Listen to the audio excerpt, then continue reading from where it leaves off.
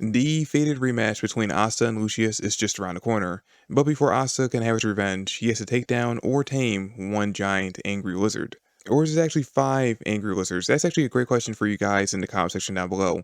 Is the five-headed dragon actually just one dragon because it's five heads connected to one body? Or is it actually five different dragons with each head being its own dragon? Let me know what you guys think in the comment section down below. And while you're down there, let me know what you guys also thought about this week's chapter, because to me personally, I kind of thought the chapter was just okay. Now, I mean, don't get me wrong, I really did enjoy this chapter. I think what Tabata did with Sister Lily in this chapter was such a great middle ground for what fans were demanding of him online after reading the last one, with half the fans wanting him to actually turn her back to normal, while the other half wanted her to stay a paladin. And then we had the third faction who for some reason were calling for her to die in this chapter, but we kind of just sweep them off to the side and forget they exist. But when it came to answering the first two factions, I really do think that Tabata's decision to have Sister Lily remain as a paladin while also freeing her from the control of Lucius was such a great decision. And in fact, he even threw a bone to the third faction by having her enter into a coma so that she's off the board for the foreseeable future. And honestly, and this just might be my opinion alone, but I really do think the three things happening to her in this chapter were just the perfect solution that Tabata could have came up with, because it answers all the problems I had with the last chapter, where I thought it was way too soon for Asta to be saving Sister Lily from being a paladin, but at the same time, I thought that we would never get a more emotional fight between the two of them if she would have escaped and the two of them had to fight again later on in the saga. But that being said, another solution I would have been fine with would have been her escaping in this chapter and then having to face off against someone else later on in the saga. And I will say that the person she should have faced off against would have been Noelle. Noelle, not Yuno. Because if she had fought against Yuno later on, it would have felt like we were repeating the same fight she had with Asta, only with a lot less emotion. The reason why we were so invested in the fight between Asta and Sister Lily in the last chapter was because Asta was the one who had failed to save her in the first place.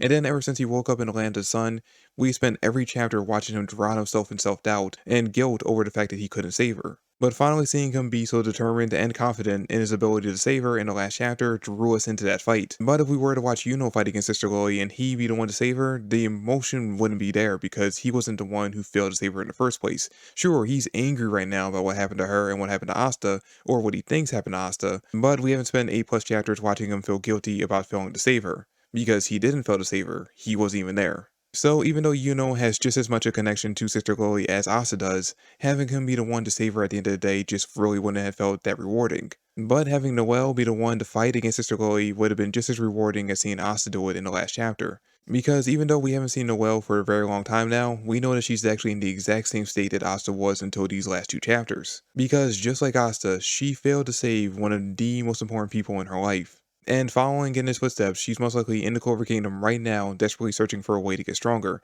And after going through whatever hardship she needs to go through in order to gain that strength, it would have been extremely rewarding to see the anger, rage-fueled Noelle face off against her main love rival, who's responsible for killing the man that she loves. And I know I'm not alone in the fandom and wanting to see that fight go down, and it really has me wondering, now that Sister Chloe has been put into a coma and basically stayed by Asta already, who will her main opponent be in this arc? Now, getting back to the chapter, the other great thing about this chapter was that we finally get to see Sister Lily's backstory, where it's finally revealed, which everyone has pretty much figured out prior to this, thanks to one of the hints that was given to us during the Elf arc.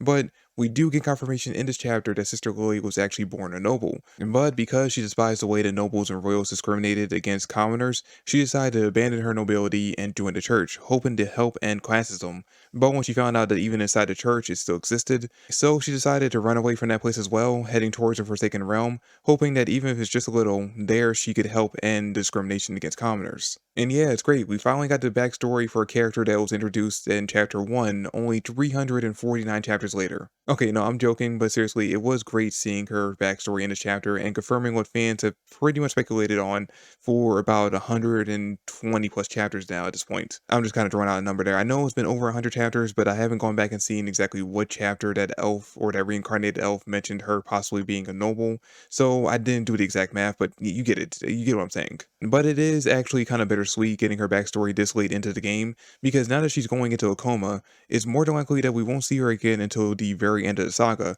after Lucius has been defeated, because Ryu mentions in this chapter that the only way to officially turn her back to normal is to defeat Lucius. And considering that Lucius is the final big bad of this entire saga, unless Tabata decides to throw another curveball and introduce another big bad on top of him, more than likely we won't see him defeated until the very end of the saga, which means there's a good chance that we won't see Sister Lily wake up until the final chapter. But hey, even if she is going to be going to sleep for pretty much the rest of the series, at least she decided her final word should be something very important, because in this chapter she tells Asta and especially Ryu what Lucius's grand plan is, which is something that we fans have pretty much known since before Lucius was officially introduced to us, but this is definitely Asta's first time hearing exactly what Lucius plans to do. And now that he knows that Lucius plans on using his magic combined with his siblings' magics to recreate humanity in his own image and take all the world's magic for himself, Asta now knows exactly how important it is for him to defeat Lucius, because if he doesn't, the world as he knows it will officially end.